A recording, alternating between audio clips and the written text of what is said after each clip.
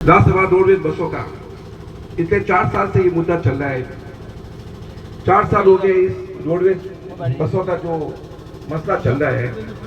पिछली सरकार में भी हमने धरना दिया था, रानी की जनता ने सब मिलकर धरना दिया था एचओएम साहब ऑफिस के। क्यों दिया था? कि रोडवेज की समस्या थी। सरकार में भी धरना दिया था। क्यों? कि वास्तविक उस धरने के कारण 2 बसें रानी के लिए स्वीकृत की, एक जोधपुर उदयपुर और एक फालना जयपुर। उसके बाद में जोग संजोग के 10 बसें मांग की थी, लेकिन जोग संजोग की बात है कि उसमें राजस्थान सरकार के टेंडर कैंसिल हो गए बस के, और बसें नहीं मिल सकी। उसके बाद में ऐसा लगने लगा कि रानी व्यापार के संबंध में, आज साधन के संबंध में बहुत पिछड़ रहा है।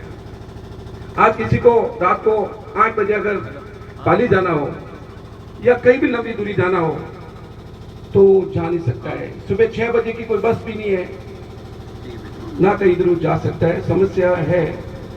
इसलिए जनता की मांग पे हमने इस समस्या को एक रोडवेज की सब मिलके कि भाई इस समस्या को कैसे भी करके, जैसा विपिन जी ने भी आज ये बुलाई है, तो ये सब विपिन जी का अकेले का काम नहीं है, सब जनता मिलके आई है, सब जनता कर रही है। तो आगे आएगी, अच्छी बात है ना। अपना काम होना चाहिए, जनता का काम होना चाहिए। मैं आपसे ये कहना चाहता हूं कि जब ये रोडवेज बस का 1 महीना हो गया या 1.25 महीना हो गया, पहले एचएम साहब की मीटिंग हुई थी रानी के अंदर। एचएम साहब ने जब मीटिंग हुई तब एक वीडियो वायरल हुआ था, उसके अंदर हमने एक मांग की थी कि साहब लंबी दूरी की बसें हमारे यहाँ पर है नहीं। हमने ये भी कहा कि साहब यहाँ 50% जो गवर्नमेंट सर्वेंट है उसमें से पूरे विधानसभा के अंदर या रानी के आसपास सीकर साइड के भी बहुत सारे जो गवर्नमेंट जो है ऑफिसर सर्वेंट है। उन्होंने बात को समझा, बात तो सही है। उसके बाद में हम लोग माननीय कलेक्टर साहब के पास में गए। कलेक्टर साहब के जाने के पहले मैंने 50 लोगों को फोन किया, ये भगवान के नीचे खड़ा हो। मात्र हम 4 जने गए। पहली बात तो ये कहता हूं कि हमारी इच्छा नहीं होती कि हमारा नाम का कोई ज्ञापन दे। मैं आपको ये बात कहना चाहता हूं, 50 जनों को फोन करते ना, सिर्फ 4 जने आते। अरे समस्या या बस ये मेरे घर का काम नहीं है, ये सबके लिए काम आएगा।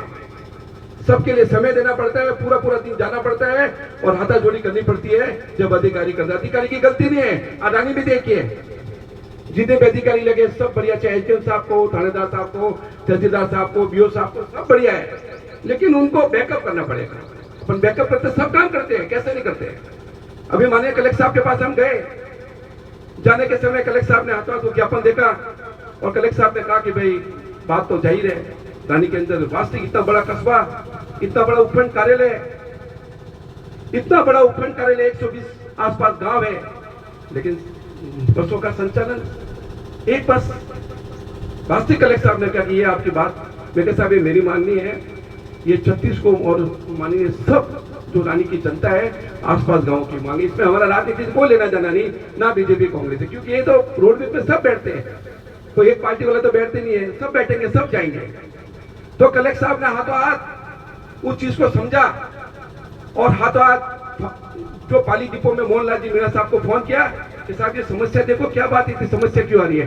फालना फोन किया रुचि जी पवार को। उसके बाद में हम लोग रुचि जी पवार को, उन्होंने साहब ने वहां से मेल कराया और मोहन जी मीणा साहब को मेल कराया। कलेक्टर साहब ने बोला कि आपकी समस्या जाहिर है, और मैं कि ठीक है साहब, तो क्या आप लोग एक बार जाके फालना प्रबंधन साहब पधारो। हम लोग उस दिन ये छोटी सिंह साहब को मैंने फोन किया, 50 जनों को उस दिन भी फोन किया, लेकिन उस दिन भी हमारे बैर जी और ये छोटी सिंह जी ने मिलकर चलो यार अपन कोशिश तो करते हैं, पूरे दिन अपन जाते हैं, अपनी मेहनत करते हैं, क्योंकि ये सबका काम है।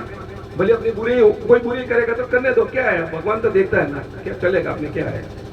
हम लोग गए रुचि परमार, तो मैडम को ये क्या है, ये बस का प्रपोजल एक्चुअल में मैं आपको सत्य बात कर रहा हूँ, आज हम भैरू जी का दिन है, सत्य बात कर रहा हूँ। ये 3 साल से प्रपोजल इस बस का चल रहा था, स्पीकर का हमको दिमाग में था कि ये वास्तविक प्रपोजल यहाँ सेट बैठेगा। हम लोग छोटे सिंह साहब हम गए, हमने कुछ भी नहीं, हमने ये ज्ञापन दिया, उन्होंने कंप्यूटर से निकाला कि नहीं ये वास्तविक जाहिर माल आपकी सीकर वाली। और कलेक्टर साहब का भी मेंशन हो गया ज्ञापन में, कलेक्टर साहब का भी सीकर का, क्योंकि हमने मांग की 5 बसों की, तो उन्होंने कहा कि 1 बस तो भी आता हमारे अवेलेबल है, क्योंकि रुचि जी ने कहा कि मेरी रिश्तेदार भी रानी में रहते हैं, उनके भी फोन आते हैं कि क्या ये बसें नहीं हो रही है, क्योंकि ये बस एक्चुअली स्टूडेंट सालेसर बालाजी, अजमेर, खाटू श्याम जी, सबके लिए, सब धर्म के लिए बस थी और हर एक इंसान के लिए काम की बस थी।